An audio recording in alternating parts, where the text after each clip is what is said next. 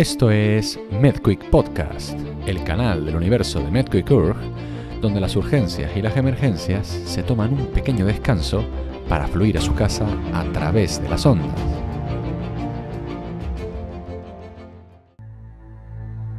Imagine que alguien le pide que describa a la familia detrás de la mayor crisis sanitaria de Estados Unidos.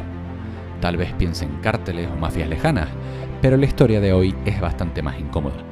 3 hermanos psiquiatras, coleccionistas de arte y filántropos que compraron una modesta farmacéutica y décadas después desataron una ola de adicciones que ha dejado más de 350.000 muertos en menos de 20 años. Su apellido es Sackler, su empresa Purdue Pharma y su producto estrella el OxyContin. Arthur Mortimer y Raymond Sackler, hijos de inmigrantes judíos de Europa del Este, estudiaron medicina en Nueva York. En 1952 compraron Purdue Pharma, entonces un laboratorio de laxantes y gotas para los oídos. Arthur el mayor fue pionero en una práctica que hoy damos por sentada, el marketing farmacéutico directo a los médicos. En la década de 1960 popularizó medicamentos como Betadine, Librium y Valium, es decir, el diazepam, publicitándolos en periódicos médicos de su propia editorial. Su estrategia convirtió al diazepam en el primer fármaco que superó los $100 millones en ventas. Este éxito no era ilegal, de hecho, su habilidad para comunicar tratamientos innovadores ayudó a muchos pacientes, pero sentó las bases de un modelo agresivo de promoción que más tarde resultaría devastador cuando se aplicó a los opioides. A mediados de los 90, el dolor crónico empezó a considerarse el quinto signo vital. Miles de pacientes con cáncer, traumatismos o lumbalgias exigían alivio. En este contexto, Purdue tomó una decisión que cambiaría la historia: desarrollar una oxicodona de liberación prolongada. En 1995, la FDA aprobó OxyContin y en 1996, su primer año en el mercado, generó $45 millones. 4 años después, los ingresos superaban los 1.100 millones y en 2010 llegaron a 3.100 millones. La familia Sackler se convertía en una de las más ricas de Estados Unidos, con un patrimonio estimado de $14.000 millones.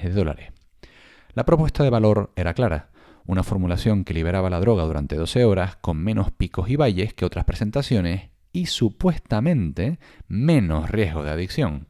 Para médicos acostumbrados a reservar los opioides para el dolor oncológico, la promesa resultaba tentadora. Detrás de esta promesa hubo una maquinaria que cualquier representante podría reconocer.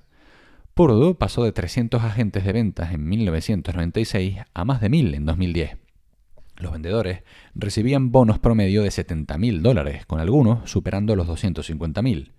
El mensaje interno era beligerante. En una circular de 1996, un gerente animaba a empujar dosis de 40 miligramos, asegurando que ganarían la batalla. En la cultura corporativa, los visitadores eran cruzados y los ejecutivos la corte real del OxyContin. El marketing no se limitó a folletos.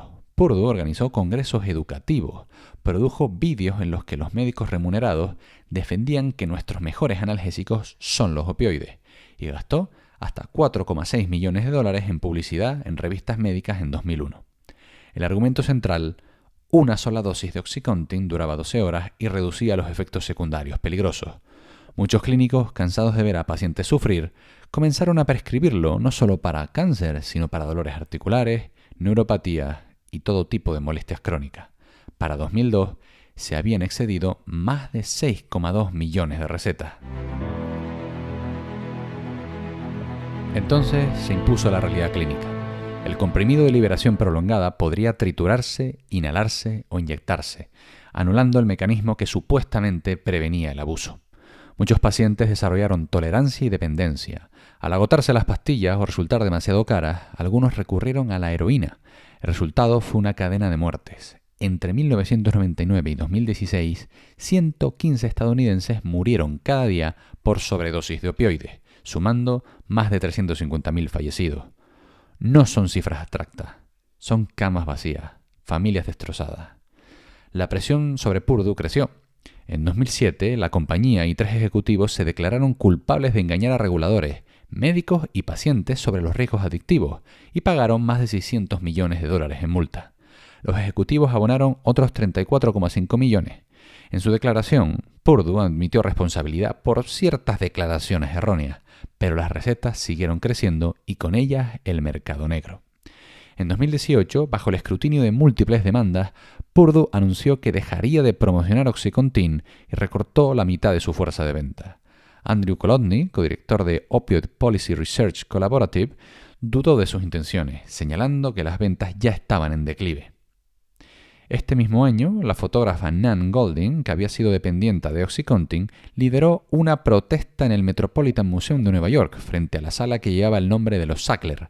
Su lema era simple: cuando los Sackler mienten, la gente se muere. Aquí aparece la paradoja. Durante décadas, los Sackler donaron millones a universidades, hospitales y museos. El ala Sackler del Museo Metropolitano, el Templo de Dendur en el Met, la National Portrait Gallery, su nombre era sinónimo de mecenazgo artístico. Pero la crisis forzó un replanteamiento ético.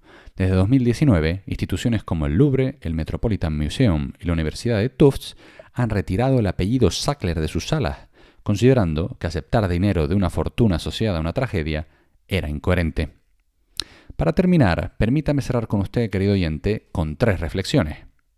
En primer lugar, el dolor existe y merece tratamiento, pero cuando el alivio se convierte en negocio, corremos el riesgo de trivializar medicamentos potentes. OxyContin era una herramienta válida para ciertos pacientes. Convertirlo en un fármaco universal fue un error. En segundo lugar, el marketing influye. Arthur Sackler enseñó a la industria a vender con eficacia. Purdue aplicó esa lección sin medir las consecuencias. Los clínicos debemos ser críticos con la información que recibimos, contrastar evidencias y no dejarnos seducir por discursos que prometen milagros sin riesgo. Y tercero, y finalmente, la ética importa. No basta con cumplir la ley. Una compañía puede tener la aprobación de la FDA y aún así actuar de manera irresponsable. Y aquí termina el episodio de hoy. Si le ha gustado, compártalo con sus colegas o amistades y suscríbase a MedQuick Podcast en su plataforma favorita. Y si quiere ir un paso más allá, visite la web www.medquickurg.com. Gracias por estar al otro lado.